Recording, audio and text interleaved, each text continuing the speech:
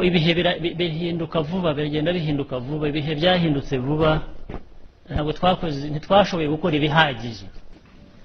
Umuntu ajya kubamareramo rwose umujinya,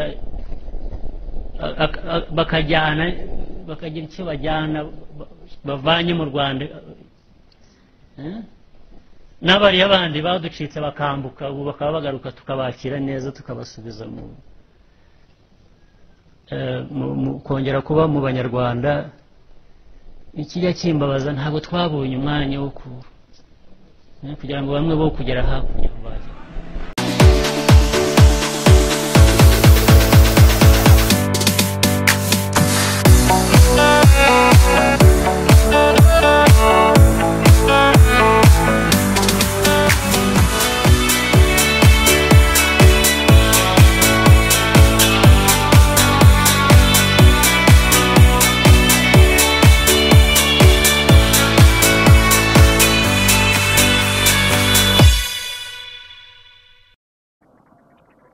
Honorable Président de l'Assemblée nationale ici représenté, Honorable Président du Sénat ici représenté, Madame la Première ministre, chef du gouvernement, Monsieur le Président de la Cour constitutionnelle et Président du Conseil supérieur de la magistrature, honorables députés et sénateurs, Mesdames et Messieurs les membres du gouvernement, Messieurs les membres des institutions d'appui à la démocratie, Mesdames et Messieurs les membres du corps diplomatique et représentants des organisations internationales accréditées en République démocratique du Congo, Monsieur le gouverneur de la ville de Kinshasa, distingués invités, Mesdames et Messieurs, le 2 août 2023, je présidais, non sans émotion et chagrin, mais surtout avec détermination et résilience, les premières commémorations nationales du Génocauste, journée solennelle dédiée à la mémoire des dizaines de millions de Congolaises et Congolais victimes au cours des dernières décennies d'actes indescriptibles de barbarie et de cruauté.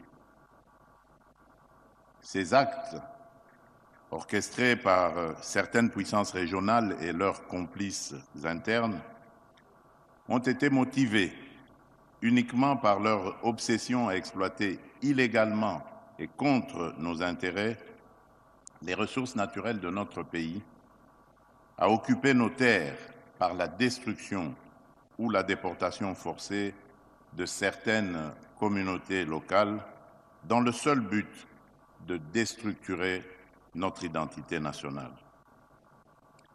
Depuis lors, de Kisangani à Kinshasa et sur l'ensemble du territoire national, notre peuple s'est engagé avec détermination dans une démarche mémorielle, répondant ainsi à un devoir sacré de vérité et de justice.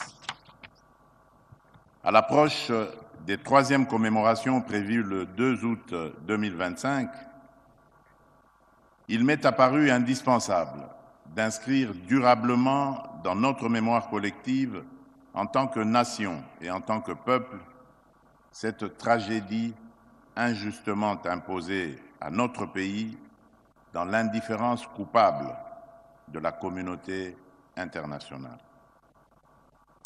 Dans ce même élan, et afin de contribuer activement à l'édification d'une humanité plus civilisée et pacifiée, j'ai confié à la Commission interinstitutionnelle d'aide aux victimes et d'appui aux réformes, la CIAVA, ainsi qu'au Fonds national des victimes des violences sexuelles liées au conflit et des victimes des crimes contre la paix et la sécurité de l'humanité, le FONAREV, la mission essentielle d'organiser cette réflexion nationale destinée à promouvoir durablement une culture de paix. Cette table ronde, placée sous le thème « Engageons-nous à l'appropriation collective du Génocauste, à la reconnaissance internationale du génocide commis en République démocratique du Congo et à la promotion de la culture de la paix », nous interpelle tous.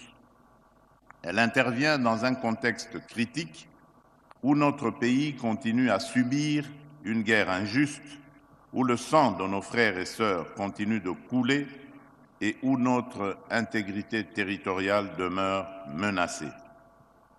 En mémoire de nos victimes, je vous invite à vous lever pour observer ensemble un moment solennel de recueillement.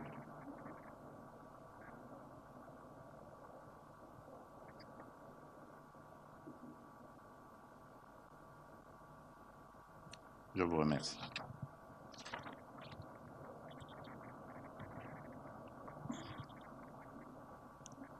Distingués invités, où plus de la moitié des membres des ethnies Nindu et Lega furent exterminés en un très court laps de temps, avec des actes d'une cruauté insoutenable, tels que l'enterrement de femmes vivantes.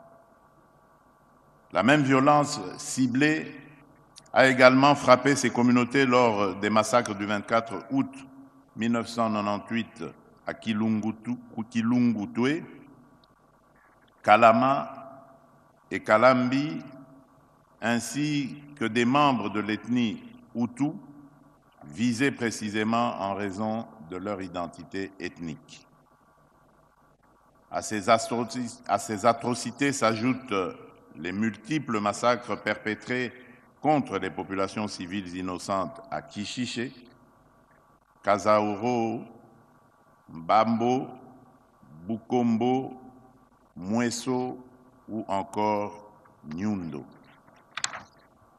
Face à ces crimes atroces, longtemps ignorés ou minimisés par la communauté internationale, la vérité commence enfin à émerger.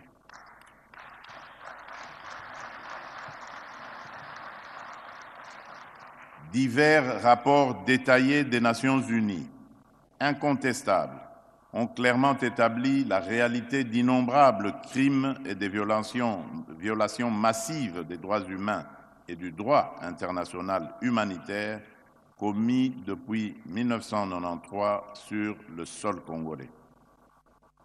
Ces actes atroces, perpétrés directement ou indirectement par certains pays voisins, en particulier le Rwanda, à travers des forces négatives qu'ils créent, forment, arment et soutiennent, ne laissent plus aucun doute quant à l'existence d'un véritable génocide dans chacun de ces tragiques épisodes. Il est évident que ces massacres s'inscrivent dans une volonté délibérée du Rwanda et des forces négatives qu'il dirige d'anéantir totalement ou en partie des groupes ethniques précis en République démocratique du Congo. Cette détermination est d'autant plus incompréhensible venant d'un pays ayant lui-même subi par le passé les horreurs d'une telle barbarie déshumanisante. Au lieu de perpétuer ces atrocités en d'autres lieux et d'autres époques, ce pays aurait dû logiquement rejoindre les efforts universels visant à promouvoir la paix, la dignité humaine et l'harmonie entre les peuples. Aujourd'hui, les nations prennent davantage conscience que cette tragédie humaine, sanctionnant certains hauts responsables au sein du gouvernement et du commandement militaire du Rwanda, ainsi que des responsables du M23 AFC. Je rappelle toutefois que notre combat pour la vérité et la justice est loin d'être achevé. À cet effet, j'annonce la mise en place imminente d'un groupe interdisciplinaire d'experts chargé d'évaluer de manière rigoureuse et systématique les préjudices subis et les pertes humaines liées aux crimes de masse, notamment ceux relevant spécifiquement du génocide perpétré sur le territoire de la République démocratique du Congo.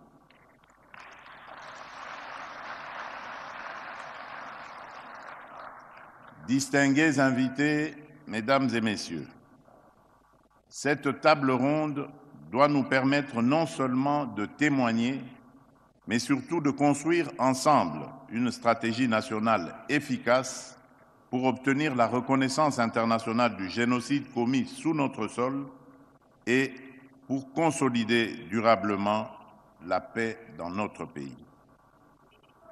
La République démocratique du Congo, fidèle aux engagements internationaux pris, notamment à travers la Convention sur le génocide et le statut de Rome, ne ménagera aucun effort pour que justice soit faite, pour que la dignité de nos victimes soit restaurée et pour que l'histoire vraie de notre pays soit enfin écrite par les Congolais eux-mêmes.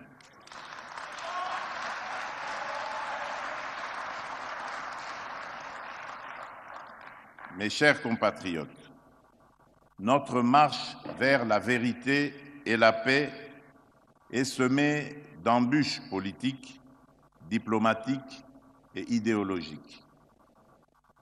Mais elle est nécessaire et irréversible. Elle est portée par la résilience d'un peuple déterminé à triompher des ténèbres pour bâtir un avenir de paix, de justice et de dignité. Et nous devons tous y travailler. En ouvrant officiellement cette table ronde, je nous invite tous à être à la hauteur de cette responsabilité historique. Puisse la lumière de l'espoir éclairer à nouveau nos vies meurtries et que la paix et la justice guident nos pas sur le chemin de la guérison parce que c'est encore possible.